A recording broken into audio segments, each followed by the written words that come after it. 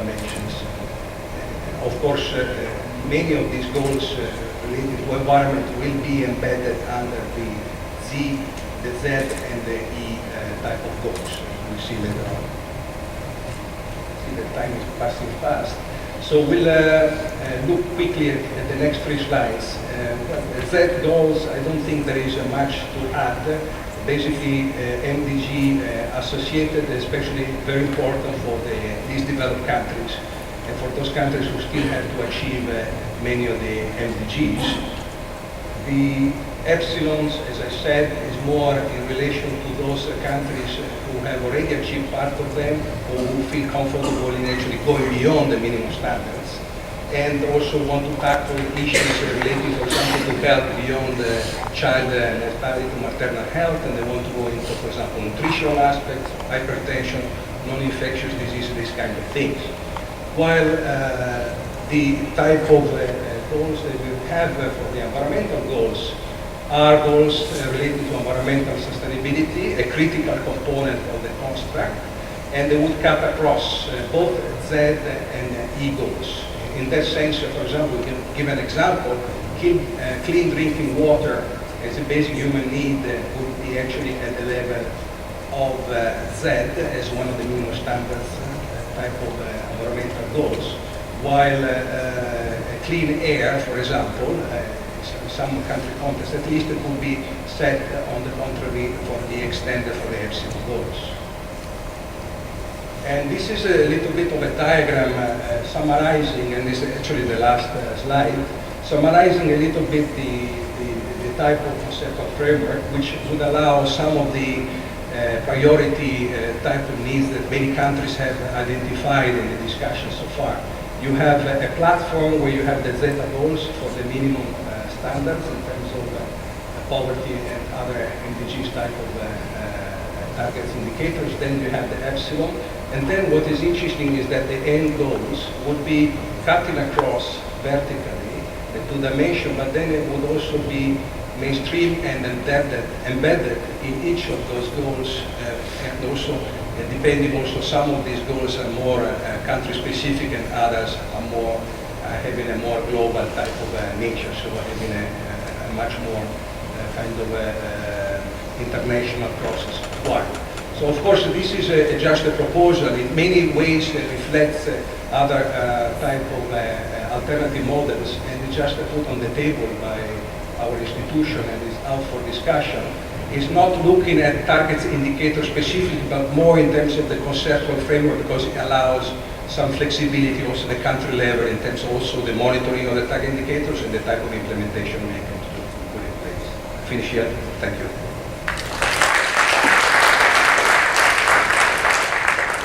Thank you very much. I should just mention that 2 weeks ago, the partnership of the bank, SCAP and UNDP made a presentation of the Zen approach in New York, and it was received as a new innovation from the region.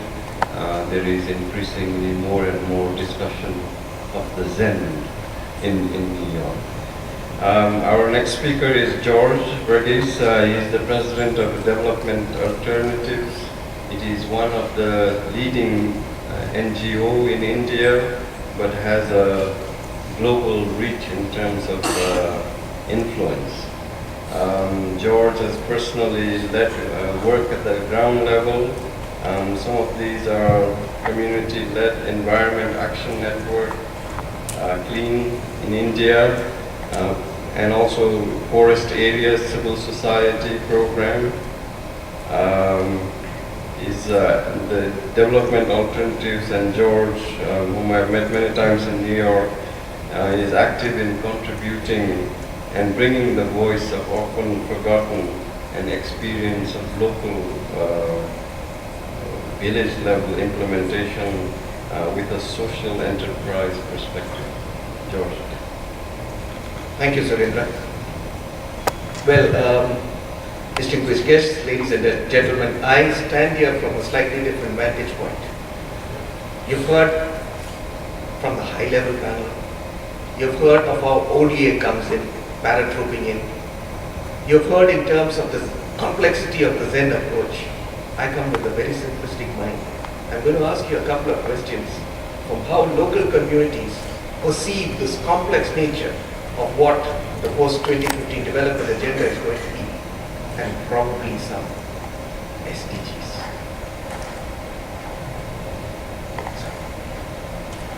Well, I don't have to mention what the sustainability imperative is. I think the key word is urgency.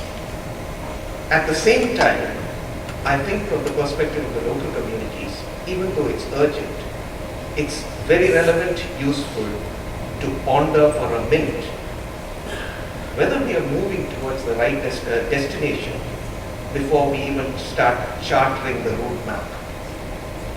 In that context, for all the imperatives that have been there, if you go to any of the local communities, the only thing they have heard of is the word summits. Many of us have been part of these processes. We are some of the junkies that have been going for these things. The thing is, at the end of the day, after 40 years, 1972 Stockholm, the complex issue of environment and development was globally recognized. But every decade with some meeting or conference, what's been the net result? The net result, you see principles, you see declarations, agendas for action, and a whole host of reports, which I don't know whether anybody ever reads. And in the context of the global community, if you ask them really what happened. And this is, I'm talking not about developing countries, whether industrialized countries or developing countries. They've heard of something like this going on. They say, our governments go to these meetings, make some promises, and at the end of the day, never fulfill it. And the global community as such has let us down.